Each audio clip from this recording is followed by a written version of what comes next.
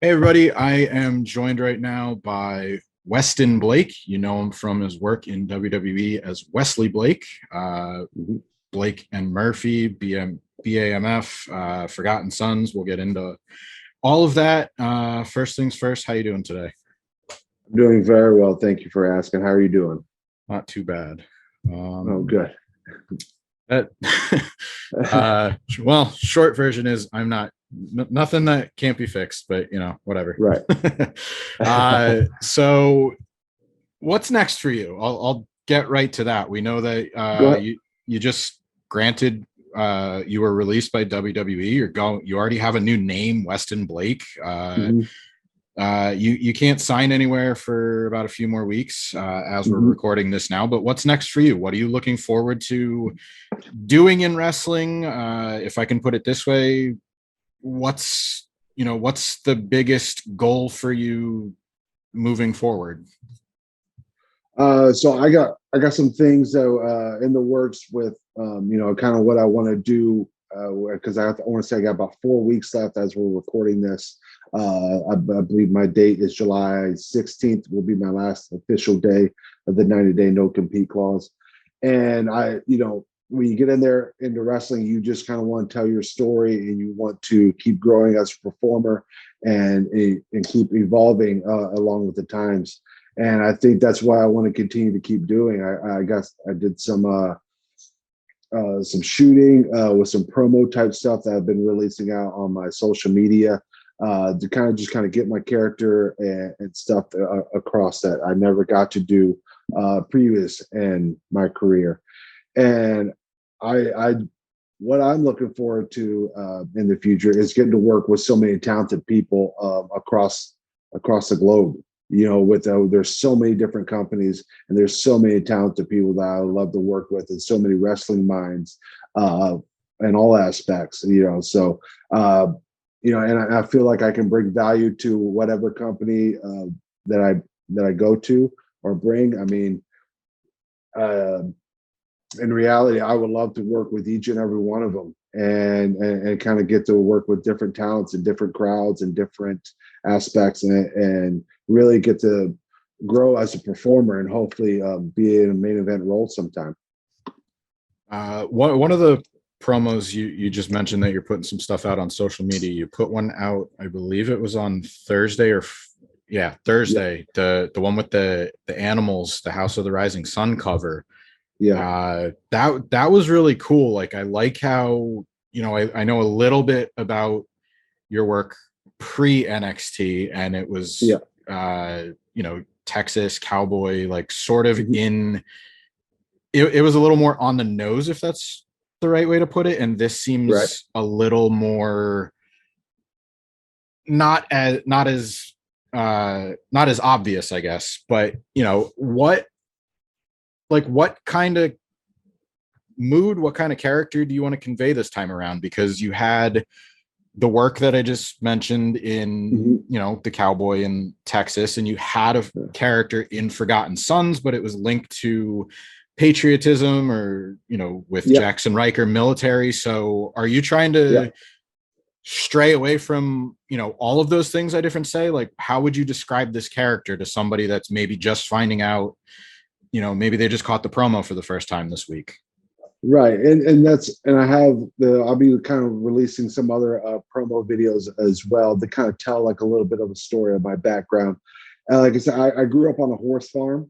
By no means am I a cowboy to that word of the sense. My grandfather was an actual real life cowboy in every word of the sense. I mean, so when I grew up on a horse farm, I worked around with horses and stuff like that. I grew up, with horses, and that's what my dad still does to this day with training horses and stuff like that. And so I just wanted to give that a little bit of a background on me and where I've come from, and that's what that video shows. Kind of shows me going back to my roots, kind of to refocus a bit, and just kind of show the different sides. When I was with Blake and Murphy, I had the kind of goofy hair, goofy blonde hair with that. And I was just kind of more of a, flamboyant type character with that, and then with Forgotten Sons, it was very much like you said, a patriotic. When we first pitched it, was kind of Sons of Anarchy, kind of brotherhood with Steve Cutler and kind of Riker type thing. And so when I pitched this, showing this character, it's all different levels of that and kind of showing my true self.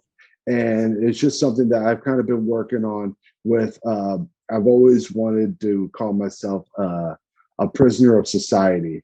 And in the words of that, where it's like, you do the right thing and you follow your dreams and you kind of do all that, but you just kind of keep coming up short. And, it was just something that came to my mind where I feel like people can relate to, and people can either share frustrations about it, or I can turn it around and I can also show the good out of it as well. And that's kind of where I want to get character wise, just kind of where you can be true to yourself in a sense, and then also show different levels to where, whether it be wrestling or character wise as well. I think one of the things I appreciate, and I think maybe like blue collar, there's a little bit of that in there without it being like a Southern thing, because those things in wrestling, like that's a trope. I like how, this is, it has personal meaning.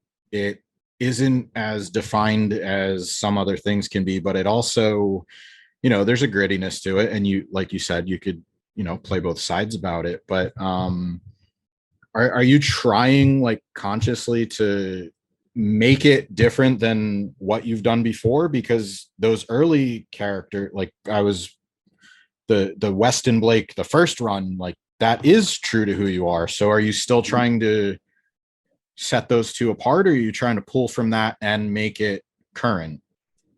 Yeah, well, Wesley Blake, when I first got to NXT with the Cowboy, that was a little bit more of like, okay, this guy is a cowboy. I had the cowboy hat on. I did, I had to come out in the chaps and the vest and all that stuff. That was a little bit more gimmicky and more character.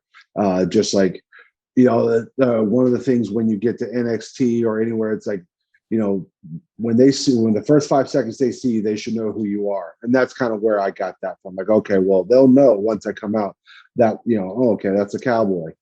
And like I said, and now this character, I think, is evolved, and this is more true to life of what I can be. I said I've worked with horses majority of my life. I rode horses and stuff like that, but in no way I would categorize myself as a cowboy, because it is something that I worked on farms and baled hay and stuff like that, but that was something that I never labeled myself as. I mean, I guess you can label myself as a country boy or whatever, that you could see fit. But that's why when I got the first NXT, that's when I did like the cowboy stuff. And now this is more true to life to me, like evolving into this character. Is there maybe one, or is there a misconception you want to set straight with this character? Because you played characters in every sense. Like you were a wrestler with a character. You had, here's what you're going to play. Is there a misconception you want to set straight as far as maybe what you can do in the ring, what you can do character wise, what you can do on the mic, anything like that come to mind as you set out on Yeah, I mean, just like what you said, I mean, it's just kind of getting your story out there. I mean, when I was with WWE, I was with WWE for 8 years, and I never got the opportunity to have the mic, to get a promo. I did very little with Murphy and myself, and then we did a little bit more with Forgotten Sons work, just backstage and stuff. And so I felt like, which is a huge aspect in wrestling, is be able to grab a mic and talking and, conveying the story, through talking as well. And that was one thing that I felt like I wanted to get the opportunity to do and show that I could do, and kind of just show you my story and kind of give a little bit of background and kind of let people in on who Westin Blake and where I come from, and kind of see my experiences and how they relate to themselves and how they relate to the audience.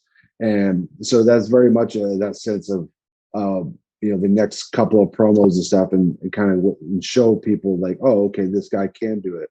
Same thing with the ring. I very much pride myself on live events that I was able to roll with anyone, go with anyone, and be able to hang in any type of match they put me in. And come to TV, I just never felt like I got the opportunity to, I get a 15 to 20 minute segment match or something like that. And so, yeah, I mean, that's all what a part of this process is kind of showing. I mean, now I'm not saying I'm starting over once after my 90-day compete pause is over by any means, because I had a great start with WWE and NXT. But I mean, now it's time to okay, now it's almost time to prove yourself again and show okay, this guy is worth, what he says he is, or, what he's being portrayed as. Is there a match that, speaking of, in terms of the in-ring stuff that you've done, is there a match that you would say best represents your work to this point? Like if somebody wanted to check out your work as a preview of what's to come, is there one that you could think of, whether it was singles or tag, anything come to mind that you would maybe point to? I would say, I mean, of course, the last several matches of NXT were always good. I think the one with the Grizzled Young Vets was a good one as well. The one with Imperium, I liked in the Dusty Classic. The ladder match at Takeover 25 was another good representation. And that was just, if you go back and watch these, you'll see like an evolution and kind of like a confidence level, and kind of get to stretch my wings a little bit. Singles match wise, there's not too much on tape, but there's a couple that come to mind where I got to wrestle like Andrade on Australian tour this one time. I got to wrestle Shinsuke Nakamura on the live event that you get to have a little bit of fun with. Another one that I think helped me singles wise, I got to wrestle Sean Spears before Brooklyn 2 on a pre-taped. And that was real special to me because that was the day I found out I was going to be a father for the first time. And, and getting that call, before my match and stuff like that you really put me in perspective, like, oh, I really have to show out and make sure I do really well. Because now, now it's just not me and my wife, now it's me and my family. And, hopefully I do well, in which I felt like it came off very well working with Sean Spears. So, there's a bunch of matches out there that kind of help show myself. And hopefully I can continue to evolve with more matches coming out in the future. I certainly appreciate all of those examples, especially, the one you just said about being a dad. I can relate. I have daughters myself. I see the art. I see the artwork behind you. So yeah. yes. No, she's a better artist than I am. And so it's one of those things that she gets so happy about showing me. She just gets so giddy when she would come home from school and have this big poster. And when you hang it up on the wall, you just see their eyes light up. And so it's just always like, just a memento, and just, something that, as you do for a family man, you just want to put smiles on your kids' faces and joy in their heart. And that's kind of what you want to do with wrestling as well, with the audience. You want to put smiles on their faces. Or if you're going for a heel, you want them to cuss you, or hate you as much as you can. Just as long as they're not, as long as the kids aren't the one cussing at you. Right. Yeah. I want to jump back in time a little bit before we wrap up here. I lived in Florida for a little while, and it was during the Blake and Murphy days. So I got to see some of the work in NXT, right? At Full Sail. You kind of talked about it earlier about, it was a little flamboyant as far as your presentation, but I always felt like something with you guys just worked, and you weren't, too flamboyant overall. You weren't, like over the top. It just, you had like a cool entrance song. You had some flash in your presentation, but it wasn't anything overly gimmicky. Like, what would you say worked for you personally? Like, why did you guys first click? Why do you think the team still resonates with people today? Because obviously, you know, you both guys are both going to be free agents pretty soon, and people are still asking for that duo. So what do you think was the lasting appeal? I think it was just the me and Buddy's chemistry with each other. I mean, we first met at a tryout in 2012 in FCW, and then we both started NXT the very first day, July 8th of 2013, with the Performance Center open, and we just we had a friendship. You know, of course, him being from Australia in another country, he was trying to make friends, trying to have friendship that he can last it with, and we just kicked it off, man. We would go out to eat. You know, we shared the same passion, we shared the same drive of wanting to produce the best product that we can for ourselves and stuff.